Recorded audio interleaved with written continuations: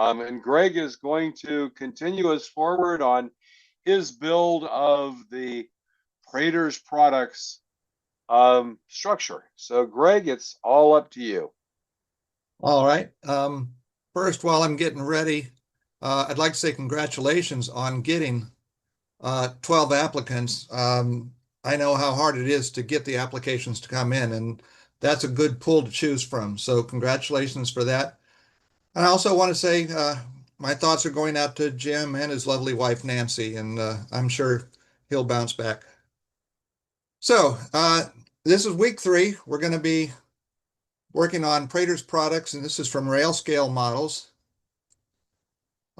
This week, we'll be installing the window glass, installing the windows and doors into the building, and assembling and installing the roof cards.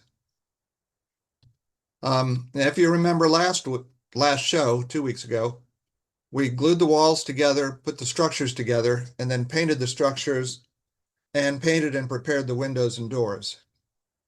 Now, this week, we won't be doing any finishing. There's no painting. This is all going to be construction. Now, Stephen has given us this lovely acetate that he laser cut, and he even put all the Tichy numbers on all of the pieces so you can match them up.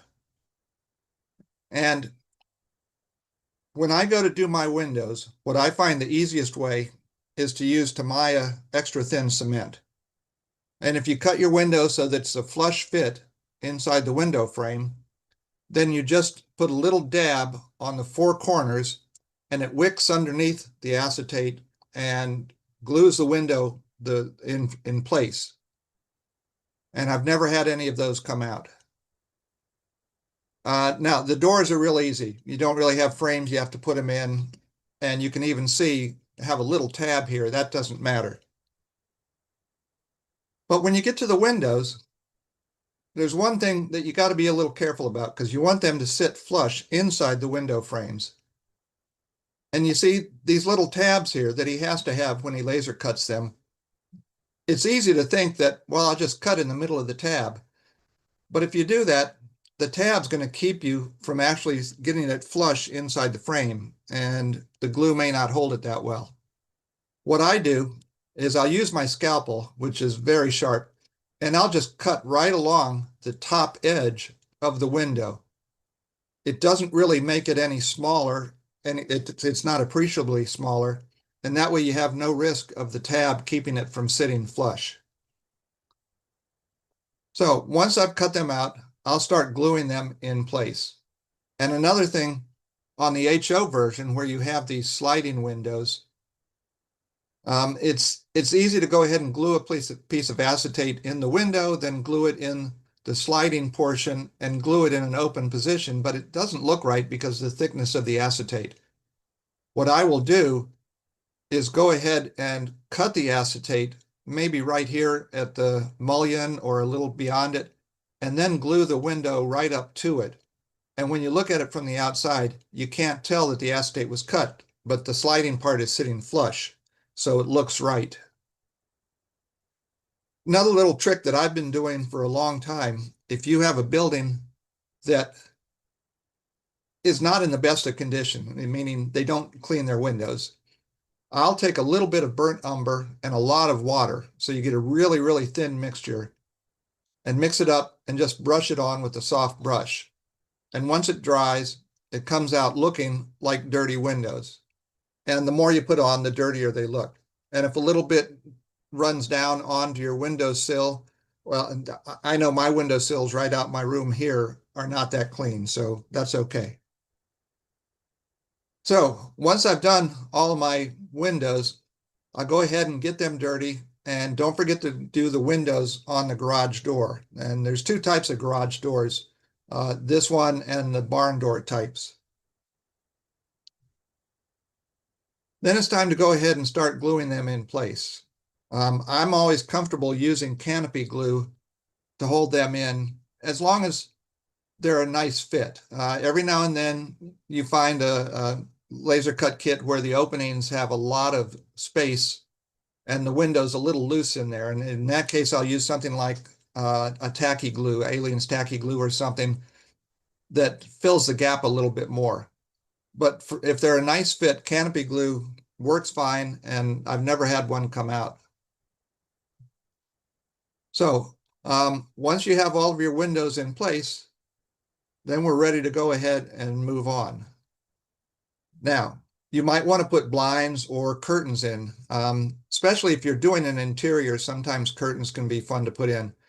There weren't any blinds or any blind material supplied with the kit. I happen to have this laying around from another one, but you can easily use manila cardstock, or there's a lot of things that you probably find around your workshop that you can use for blinds. I just cut them to a shape where they'll be covering the upper portion of the window, and I'll put a little bit of liquid PSA on it.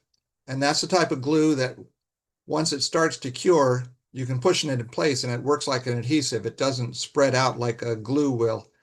And that way you don't run the risk of having it spread onto the window and maybe marring the glass from the inside. Now, obviously, if you're finishing your interior where people can see it, you'll want to cut them to size so that they fit like a real blind would. I didn't need to worry about that. And if you want to take that one step further, this is something I've done on a few of mine where I have done an interior. You cut your blind material, then take a piece of wire or even a straight pin and cut it to the same length, glue it in place, and paint it the same color as the blind material, and it looks like a little roll-up blind. This one was done a long time ago. The ones I've done more recently look better, but I didn't have any pictures at hand. So this is what it looks like from the outside with the blinds in place. Now, for affixing your garage door, if you're using the roll-up door, you could go ahead and just put glue along the edges where it's going to attach to the trim of the building, but it's not a really strong or secure glue joint because this is so thin. So for mine, since you weren't going to be seeing the interior, I just put a couple very thin pieces of wood on the inside and glued them in place. And then I use that to glue it in place on the inside of the building, and that's a very strong bond. And this is what it looks like from the outside. And regardless of how you're attaching it, you want to make sure that it's not sticking too far forward on the trim here, because you need to remember that in the real world, this is a roll-up door and it actually extends behind the actual door trim here, just like your garage door would. Now next, it's time to go ahead and glue in place the covered entry. And for that piece, you want it to be secure in a couple of places. So I put another block here that helps hold that part of the entry in place, and it also gives a third support for the garage door. You also have a couple gluing areas along the top here, plus you can glue it to the piece of trim that we had put in place on the wall earlier. And this is what it looks like from the outside. And like I say, this is where you can glue it on this side. Now this post, if you remember, was attached to the wall, and you can glue it up to the top here, and then gluing it to the garage door makes for a pretty strong connection right there. Now, I went ahead and put a light clamp on mine while the glue was curing. You don't want to clamp it very strong, and this thing is just barely putting pressure on it, but it's keeping all the glue in place while it cures.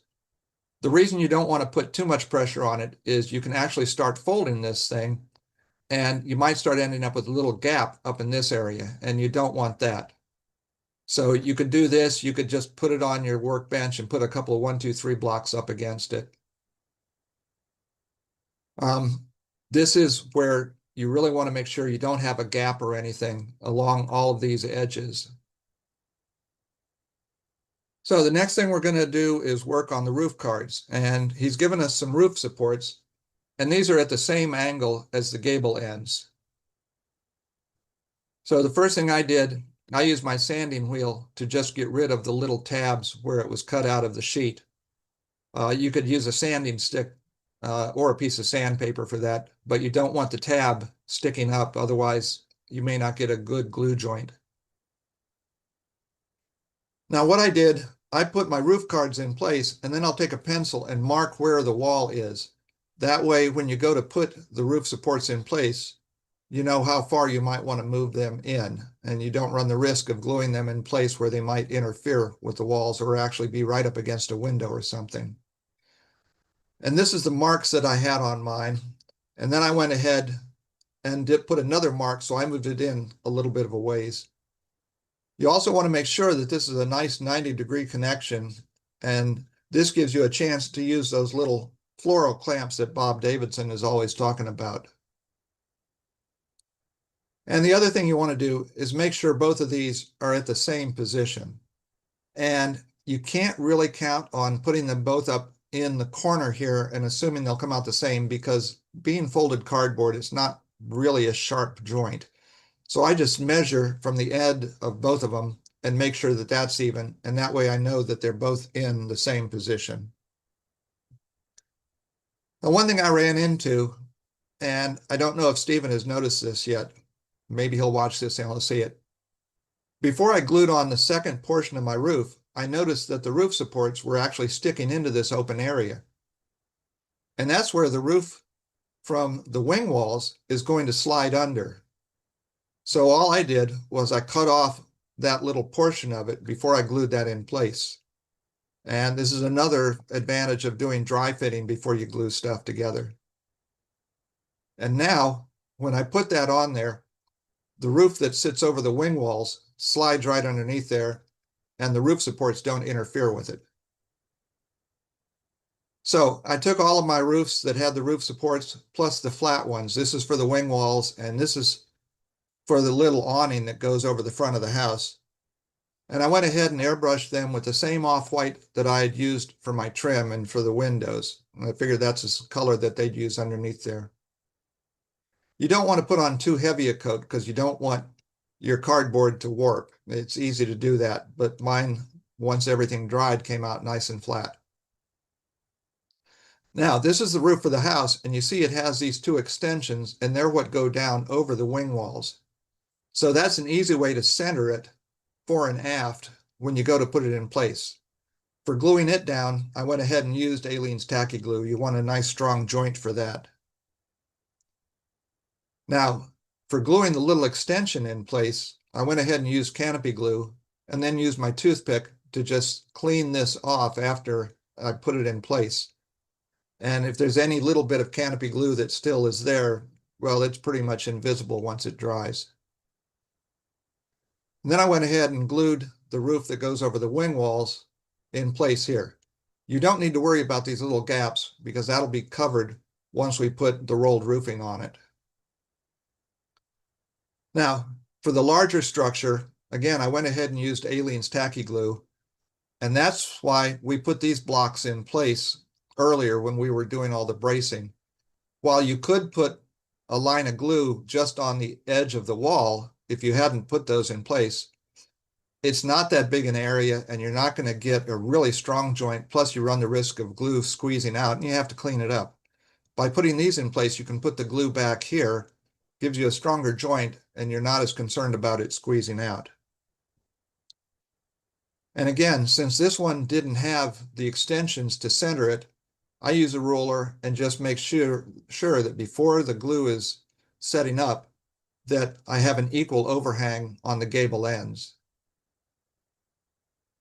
And while we have it upside down, I went ahead and drilled a hole because this is the pole that comes with the kit that's going to be the support for this overhang. Now we're not putting it in place yet, but I wanted to go ahead and drill that hole right now because I knew if I waited, I'd forget about it and I'd have my chimney and vents on the roof. And then I'd say, oh, I got to turn that over and drill a hole. So if you do it now, you don't have to worry about that. So that's it for this one. That was short and sweet. Next week, we'll have a lot of work, adding the rafter tails. We'll be painting and installing the metal roofing and preparing to install the rolled roofing. So I want to thank you, and I hope you enjoy the build.